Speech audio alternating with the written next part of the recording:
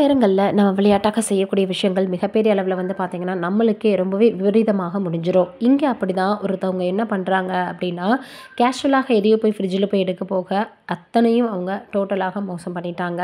அதற்கப்புறம் அடுத்ததாக வந்து பார்த்தோன்னா, ஒரு இடத்துல நம்ம எங்க வச்சு வேலை பார்க்குறன்ற ஒரு வரைமுறை இல்லையா?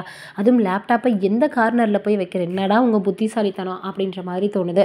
அடுத்ததாக வந்து பார்த்தோன்னா, நம்ம சின்ன சின்ன விஷயங்கள் நம்ம வீட்ல எப்படி குழந்தைகள் பண்றாங்களோ, அதே போல தான் நம்ம வளர்க்கக்கூடிய பெட்டும். இங்க அப்படிதான் ஒருத்தர் எக்ஸர்சைஸ் பண்ணும்பொழுது, நான் ஜம்ப் பண்றேன்ற பேர்ல ஜஸ்ட் மிஸ்ஸில அவருடைய தலைய காப்பாத்தியிருக்கு அந்த பூனை. அதற்கப்புறம் வந்து பார்த்தீங்கன்னா, மிகப்பெரிய அளவுல ஒரு கார்ல வரும்போது லைட்டா தட்ட, கார் கண்ணாடியவே உடைச்சுட்டான் இன்னொருத்தன். அடுத்து வந்து பார்த்தீங்கன்னா, மிகப்பெரிய அளவுல ஏன்டா உங்களுக்கெல்லாம் வந்து விளையாடுறதுக்கு வேற இடமே கிடைக்கல. எஸ்கலேட்டர்ல ஒருத்தர் செய்ற விஷயத்த பார்த்தா, எப்படிலாம் ஒரு கேஷுவலா எப்படி இவங்களுக்கெல்லாம் மூளையில யோசிக்க தோணுது? இதெல்லாம் ரூம் போட்டு யோசிச்சு வந்து தான் பண்ணுவாங்களோ? அப்படின்ற மாதிரி அங்க ஒருத்தன் பண்ணக்கூடியது.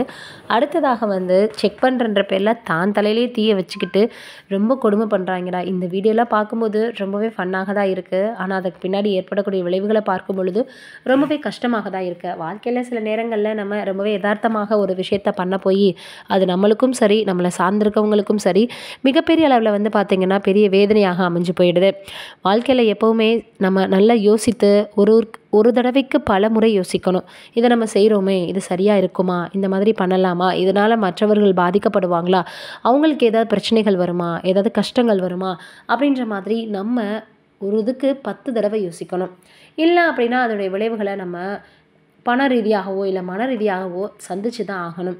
இந்த வீடியோக்கள்லாம் பார்க்கும்பொழுது, ஒரு புறம் வந்து ஃபன்னா இருந்தாலும் கூட, இன்னொரு புறம் அதற்கு பின்னாடி இருக்கக்கூடிய செலவுகள யோசிக்கும் பொழுது, ரொம்பவே கஷ்டமாக தான் இருக்கு. இப்படி ஒவ்வொரு விஷயத்தையும் யோசிக்காம செய்து, நம்ம மாட்டிக்க கூடாது அப்படின்றதா இந்த வீடியோலேருந்து நம்ம பார்க்கக்கூடிய விஷயமாக இருக்கு. நீங்க என்ன நினைக்கிறீங்கன்னு கமெண்ட்ல சொல்லுங்க.